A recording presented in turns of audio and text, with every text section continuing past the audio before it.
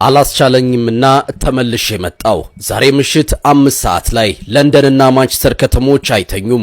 ሲቲና ቼልሲ ውጤት የመቀልበስ የሞት ሽረት ግዴታ ውስጥ ገብተዋል። አርሰናልስ በቤቱ ታሪክ ይሰራ ይሆን? ዛሬ የሻምፒዮንስ ሊግ ምሽት ሳይሆን የልብ ትርታ የሚጨምርበት ልዩ ምሽት ነው። ፔፕ ጋርዲዮላና ሰዎቹ በኢትሃድ ሪያል ማድሪድን ያስተናግዳሉ። በቤርናቦ የ3-0 ሽንፈት የገጠመው ሲቲ ዛሬ ተአምር ካልሰራ በስተቀር ጉዞው እዚሁ በቃል።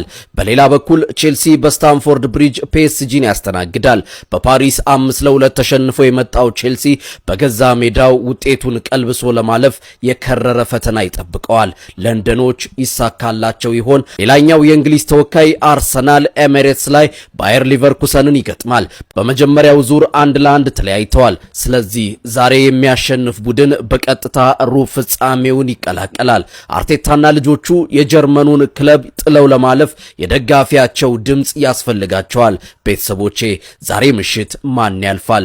ማን ይሰናበታል? ሲቲና ቼልሲ ያን ያህል ጎል አስቆጥረው ተአምር ይሰሩ ይሆን ወይንስ ማድሪድና ፒኤስጂ ጉዟቸውን ይቀጥላሉ? የአርሰናልስ መጨረሻ ምን ይሆናል? ግምታችሁን አሁኑኑ ኮሜንት ላይ አስቀምጡ። ቪዲዮውን ለኳስ አፍቃሪ ጓደኞቻችሁ ሼር አድርጉ።